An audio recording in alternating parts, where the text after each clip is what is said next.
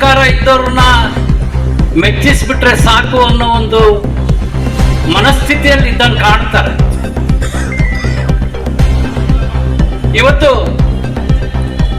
ನಗರಸಭೆಯಿಂದ ಹೋದಂತ ಆಹ್ವಾನ ಪತ್ರಿಕೆಯಲ್ಲಿ ಶಾಸಕರ ಹೆಸರು ಇಲ್ಲ. ಏನ್ ಇವ್ರ ಅಧಿಕಾರಿಗಳಿಗೆ ಪ್ರೋಟೋಕಾಲ್ ಅನ್ನೋದಿಲ್ವಾ?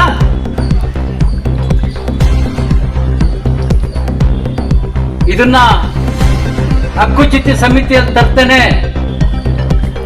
ಹರಿಹರದ ಎಲ್ಲ ಸರ್ಕಾರಿ ಅಧಿಕಾರಿಗಳು ಹುಷಾರಾಗಿರ್ರಿ. ಶಾಸಕ ಅಂದ್ರೆ ಶಾಸಕನೇ, ಲೋಕಸಭಾ ಸದಸ್ಯ ಅಂದ್ರೆ ಲೋಕಸಭಾ ಸದಸ್ಯರೇ, ಜಿಲ್ಲಾ ಸಚಿವರು ಅಂದ್ರೆ ಜಿಲ್ಲಾ ಸಚಿವರೇ. ನೀವು ಅಧಿಕಾರ ಇದೆ, ಸರ್ಕಾರ ಇದೆ ಅಂತೇಳಿ ಶ್ರೀಮಂತರನ್ನ ಓಲೈಸ್ತಕ್ಕಂಥ ಕೆಲಸ ಏನಾದ್ರೂ ಇನ್ನು ಮುಂದಿನ ದಿನದಲ್ಲಿ ಮಾಡಿದ್ರೆ ಬಹಳ ಹುಷಾರಾಗಿರ್ಬೇಕು. ನೋಡ್ತಾ ಇದ್ದೀನಿ, ಗಮನಿಸ್ತಾ ಇದ್ದೀನಿ, ಅತಿಯಾದ ವರ್ತನೆ.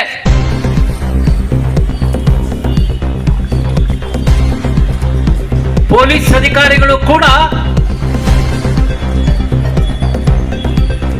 ಸರ್ಕಾರದ ಪರವಾಗಿ ಕೆಲಸ ಮಾಡ್ತಾ ಇದ್ದಾರೆ. ವಿರೋಧ ಪಕ್ಷದವರ ಮೇಲೆ FIR ಆಗ್ತಕ್ಕಂಥ ಕೆಲಸಗಳನ್ನು ಕೂಡ ಮಾಡ್ತಾ ಇದ್ದಾರೆ.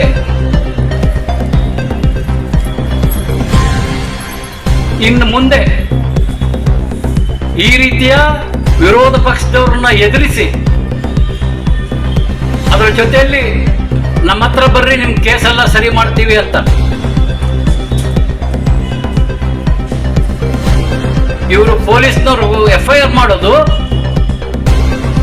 ನಮ್ಮ ಹತ್ರ ಬಂದ್ರೆ ಎಲ್ಲ ಸರಿ ಮಾಡ್ತೀವಿ, ನಮ್ಮ ಜೊತೆ ಪಕ್ಷಕ್ಕೆ ಬರ್ರಿ ನಾವೆಲ್ಲ ಸರಿ ಮಾಡ್ತೀವಿ, ಕೇಸ ಇರಲ್ವಂತೆ.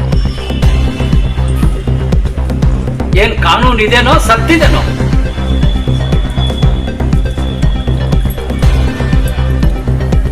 ಹಕ್ಕುಚ್ಯುತಿ ಸಮಿತಿಗೆ ಮಂಡಿಸಿದ್ರೆ ಬಹಳಷ್ಟು ಅಧಿಕಾರಿಗಳಿಗೆ ತೊಂದರೆ ಆಗ್ತದೆ. ನೀವು ಮಾಡಿರ್ತಕ್ಕಂಥ ತಪ್ಪುಗಳನ್ನೆಲ್ಲ ಪಟ್ಟಿ ಮಾಡ್ಕೊಂಡು ಇಟ್ಕೊಂಡಿರ್ತೀನಿ. ನನಗೂ ಸುಮ್ಮನೆ ಇರಬೇಕು ಅಂತದಿದೆ. ಮೊನ್ನೆ ಲೋಕಸಭಾ ಸದಸ್ಯರು ಇಲ್ಲೊಂದು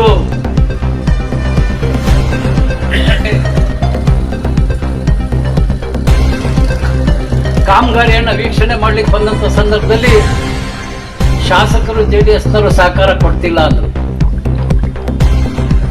ಪಾಪ ಅವ್ರಿಗೆ ಗೊತ್ತಿಲ್ಲ. ಇದನ್ನ ಬಿಜೆಪಿ ಸರ್ಕಾರದಲ್ಲಿ 2022 ಡಿಸೆಂಬರ್ ತಿಂಗಳಲ್ಲಿ ಬಂದಂತ ಅನುದಾನ. ಹಾಗಾಗಿ ನಾವು ಅಭಿವೃದ್ಧಿ ವಿಚಾರದಲ್ಲಿ ಎಲ್ಲೂ ಕೂಡ ಮಧ್ಯ ಬಂದಿಲ್ಲ, ಅಭಿವೃದ್ಧಿಯನ್ನ ಕೆಡಿಸ್ಲಿಕ್ಕೆ ಹೋಗಿಲ್ಲ. ಅವ್ರು ಇದ್ದಿದ್ರೆ ಚೆನ್ನಾಗಿರ್ತಿತ್ತು. ಚುನಾವಣೆಯಲ್ಲಿ ಮತ ಹಾಕ್ಬೇಕು, ನಾನು ಹೋಗ್ತೀನಿ ಅಂದ್ರು. ಚುನಾವಣೆ ಅದು ಸಮಯಕ್ಕೆ ಸರಿಯಾಗಿ ಇರಲೇಬೇಕು. ಹಾಗಾಗಿ ಹರಿಹರದ ಅಭಿವೃದ್ಧಿಗೆ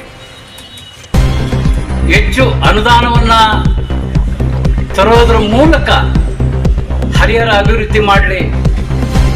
ಇವತ್ತು ರಾಜ್ಯಾದ್ಯಂತ ಗುಂಡಿಗಳು ಬಿದ್ದಿದೆ.